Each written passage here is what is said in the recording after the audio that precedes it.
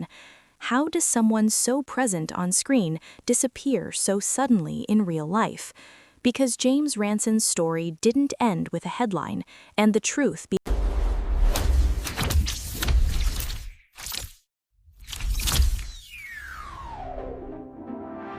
For a lot of viewers, his face was instantly familiar, even if his name wasn't. He was the kind of actor you recognized the moment he appeared on screen, someone who brought a raw edge to every role without ever chasing the spotlight. And then, suddenly, the news broke. James Ransone was gone, just like that. At only 46, his passing hit fans harder than anyone expected, not because he was everywhere in the headlines, but because he had quietly been part of some of the most unforgettable stories in television and film. Characters people argued about, scenes people still quote, moments that stuck long after the credits rolled. But what made this loss feel different wasn't just his age or his resume. It was the way it happened and how little most people knew about what he may have been carrying behind the scenes. As tributes poured in from major studios and longtime collaborators, one question kept surfacing again and again. How does someone so present on screen disappear so suddenly in real life? Because James Ransone's story didn't end with a headline, and the truth behind his final chapter forces a much deeper conversation, one Hollywood still struggles to have. The confirmation came quietly, but the impact was anything but. Reports revealed that James Ransone passed away on Friday, December 19th, with authorities later stating that his death was the result of a self-inflicted act. No long explanations, no public warnings, just a sudden ending that left fans struggling to process how quickly everything changed. Almost immediately, shock spread across Hollywood and social media. People who had followed his work for years couldn't believe the news, especially given how active he'd been in recent projects. At 46, he was still working, still booking roles, still appearing on screens as recently as this year. Nothing about the moment suggested a final goodbye. Major names in the industry stepped forward. HBO shared a tribute honoring his work on The Wire, posting a simple message alongside a photo that instantly sent fans back to one of the most unforgettable characters in TV history. Blumhouse followed with their own statement, remembering him as a valued collaborator and thanking him for the intensity he brought to their films. What made these tributes hit even harder was the contrast. Here was an actor being praised by major studios, while fans realized they never truly knew what was happening in his personal world. And as people began revisiting his career, one role in particular kept resurfacing, one that now felt haunting in hindsight, and would become the center of how many remembered him. For many fans, one character immediately came to mind the moment James Ransone's name started trending: Ziggy Sobotka. Loud, reckless, emotional, and impossible to ignore. His performance on The Wire divided viewers when it first aired, but over time it became one of the show's most talked about portrayals. Ziggy wasn't written to be likable. He was messy, impulsive, and deeply human, and that's exactly why Ransone's performance stuck.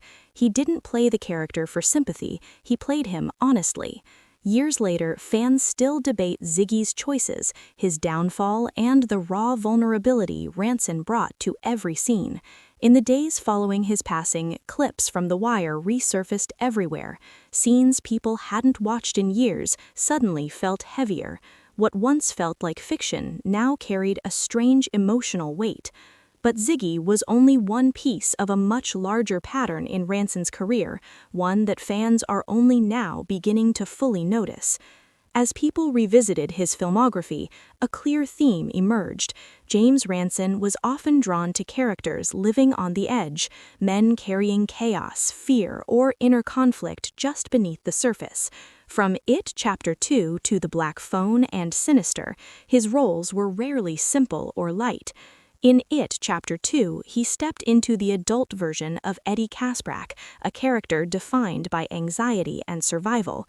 In The Black Phone, he brought unsettling intensity to a story already steeped in darkness. These weren't roles meant to comfort audiences, they were meant to unsettle them.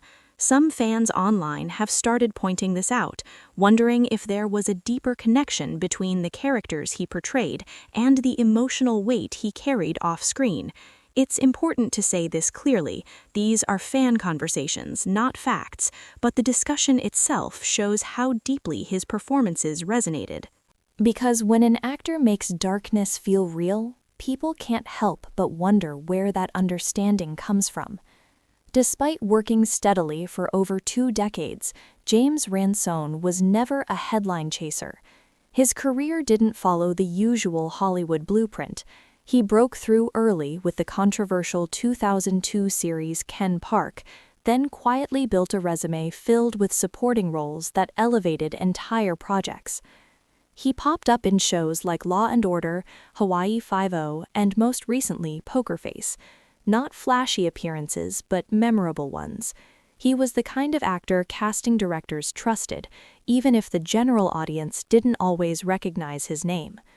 There were no massive press tours, no viral interviews, just consistent work and a reputation for bringing something real to every role. And that's what makes his loss feel so personal to so many viewers. He wasn't everywhere, but he was always there. As fans processed the news, the industry response painted a clear picture of how James Ransone was viewed behind the scenes. HBO honored him with a simple tribute, sharing a still from The Wire and a short message that spoke volumes without saying much at all. Blumhouse followed with their own statement, expressing gratitude for the time they worked with him and acknowledging the impact he had on their films. These weren't generic messages. They were reminders that Ransone was respected, valued, and remembered by the people who knew his work best. What stood out was the tone: quiet, grateful, heavy. There was no sensational language, just recognition of a talent that left too soon. And as those tributes spread, fans began shifting the conversation in a new direction. In the wake of his passing, discussions online quickly moved beyond film credits. Fans began talking about pressure, isolation, and the emotional toll of working in an industry that rarely slows down.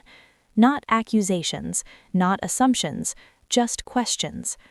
How many actors carry more than we realize? How many familiar faces are struggling in silence? And why does it so often take a tragedy for these conversations to happen? Ransone's story has become part of a much larger dialogue, one about visibility versus reality, and how success doesn't always protect people from personal battles. Viewers are rewatching his performances with fresh eyes, noticing subtleties they missed before.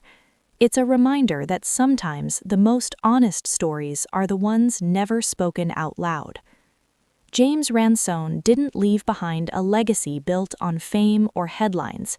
He left behind moments, performances that linger, characters that still spark debate years later, and a body of work that quietly shaped some of the most powerful stories in modern film and television.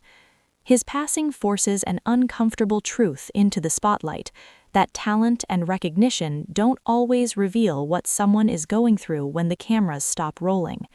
And while the industry mourns his loss, fans are left reflecting on how easily struggle can go unnoticed. In the end, James Ransone will be remembered not just for the roles he played, but for the depth he brought to them. And maybe, through this moment, his story will encourage a little more awareness, a little more compassion, and a little more honesty, both on screen and off.